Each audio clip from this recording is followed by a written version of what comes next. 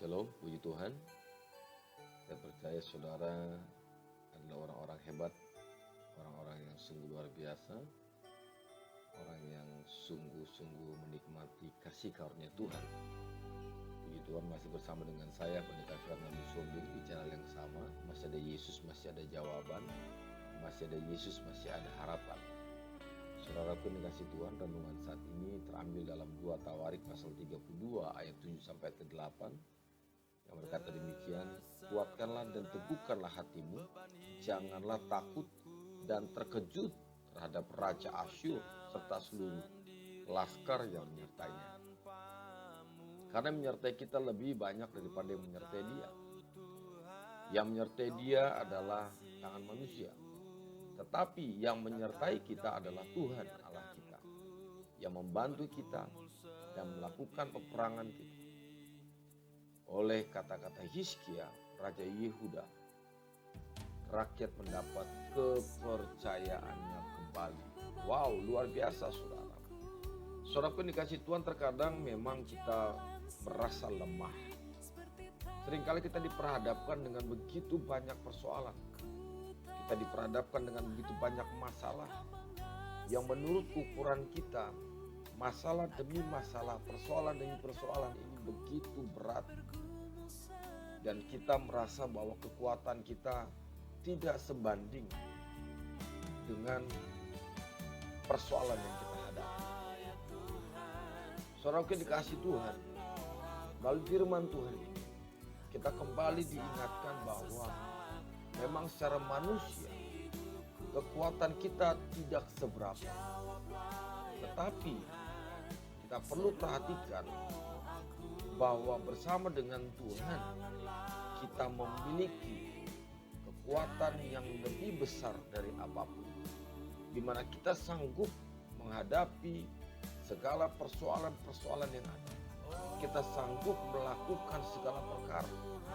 Bukankah dalam firman Tuhan yang terdapat dalam Filipi pasal 4 ayat 13 yang berkata demikian, segala perkara dapat kutanggung di dalam Dia yang memberikan kekuatan kepada aku. Sekali lagi saudara, segala perkara dapat kutanggung di dalam Dia, di dalam Yesus yang memberi kekuatan kepada aku. Saudaraku, Tuhan mengatakan kepada kita di dalam 2 Tawarik pasal 32 ayat 7. Dikatakan kuatkanlah dan teguhkanlah. Di mana hal ini atau ayat ini mengajak kita kembali untuk kita percaya sepenuhnya, untuk kita mengandalkan Dia. Dia yang senantiasa menyertai kehidupan saudara dan saya. Saudara jangan pernah menggunakan kacamata jasmanimu, tetapi mulailah menggunakan kacamata rohani. Dan kita terus mengandalkan Tuhan. Kita terus berjalan bersama-sama dengan Tuhan. Jangan pernah kau membiarkan persoalan itu menguasai hidupmu. Tetapi biarlah saudara, Tuhan yang menguasai hidupmu di dalam saudara dan saya menghadapi setiap persoalan yang ada. Di dalam menghadapi setiap persoalan-persoalan yang menghadang seluruh kehidupan kita. Bukankah Tuhan sudah berjanji bahwa Ia tidak akan pernah meninggalkan kita. Dia tidak akan pernah membiarkan kita berjalan sendirian. Dalam firman Tuhan, dalam Ibrani pasal 13 ayat 5b, dikatakan demikian, karena Allah telah berfirman, aku sekali-kali tidak akan membiarkan engkau, aku sekali-kali tidak akan pernah meninggalkan engkau.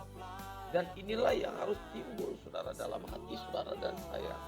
Ini harus timbul dalam hati kita. Ini harus kita perkatakan.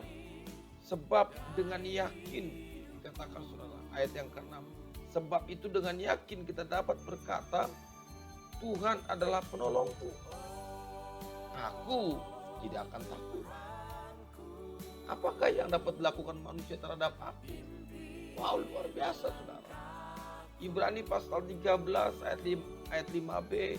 Ibrani pasal 13 ayat 6 juga terus memberikan kepada kita kekuatan saudara. Tuhan adalah penolong. Aku tidak akan takut. Apa yang dapat dilakukan manusia terhadap aku? Saudara yang dikasih Tuhan, kekuatan kita hanya dalam Yesus. Amin.